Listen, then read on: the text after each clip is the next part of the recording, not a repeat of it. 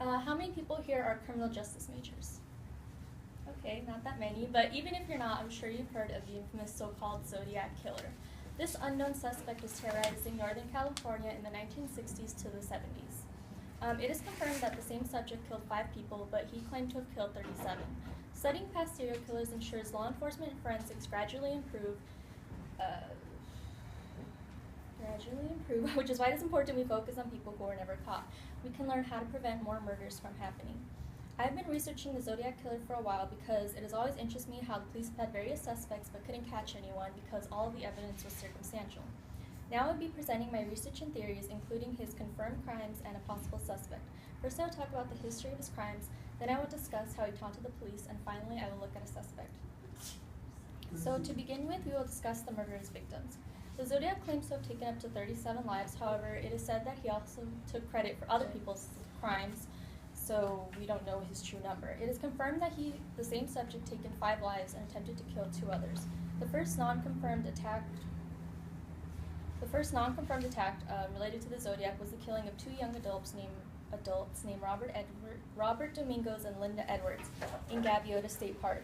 Michael Butterfield from History.com in 2017 stated the killer of this couple used the same ammunition used by the Zodiac during the 1968 murders on Lake Herman Road, and that the Dominguez-Edwards case also had similarities to the Zodiac's attack of another young couple at Lake Berryessa in 1969. So this does suggest a strong connection to Zodiac, however there's no concrete ties.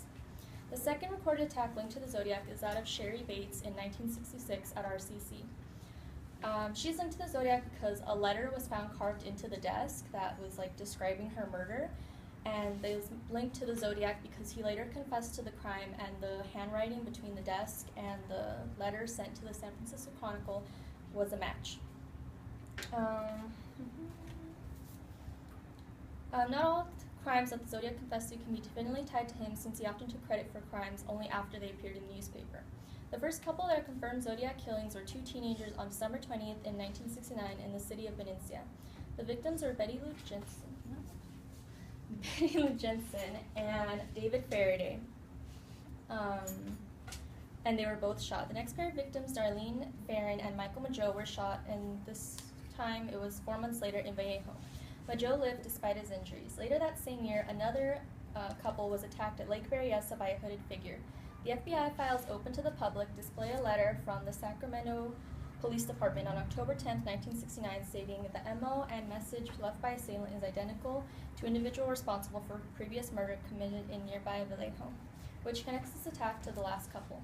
The victims, Cecilia Shepard and Brian Hartnell, were both stabbed, leaving Hartnell as the second Zodiac survivor. The last victims do not match Zodiac's method of operation, but the Zodiac took credit for these crimes in writing to the police and newspaper.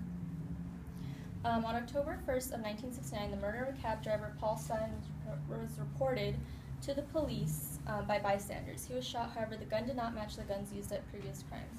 The second incident involving the Zodiac is that of Kathleen Johns, who was taken into a car with the same man and that she identified was the guy on the Zodiac composite sketch.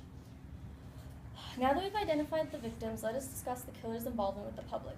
The Zodiac killer is most famous for his taunting of the police and the public at large. The killer sent ciphers to local newspapers and threatened to kill again if the newspaper publishers did not agree to his demands. Out of the 4 ciphers sent, only 1 has been unlocked. Along with the ciphers, he sent handwritten messages taking credit for various crimes and describing crimes he would commit next.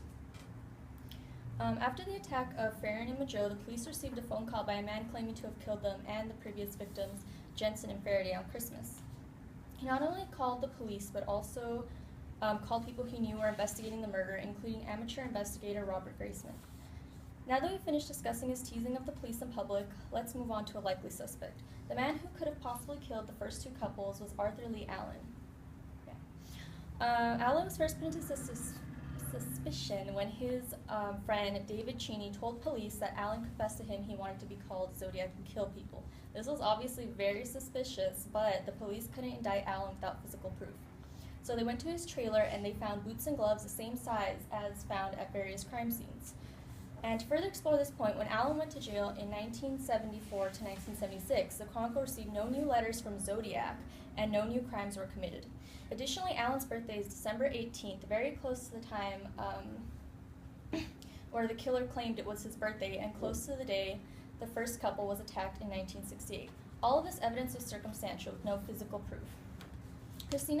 Crystal Hayes of USA Today commented on this fact of May 3rd of this year, claiming in the past investigators have tried testing to obtain DNA profile, but due to the mishandling of evidence before the days of DNA testing, much of the samples were compromised, implying that DNA was not able to help the case at this time. So there was also the possibility of copycats. For example, at Lake Berryessa in the murder of Paul Stein, the killer was described to have curly hair, and at the time, Allen was bald. So unless he decided to be a master of disguise and wear a wig, it couldn't have been him. Copycats could have taken advantage of the Zodiac scare to cloud their crimes with their own. We have reviewed all the evidence. Let's wrap up. First, I spoke about the history of his crimes, then discussed how he taunted the police, and finally looked at a possible suspect. I presented my research and theories, including his confirmed crimes and the suspect, Arthur Lee Allen. Who knows if the Zodiac will ever be caught?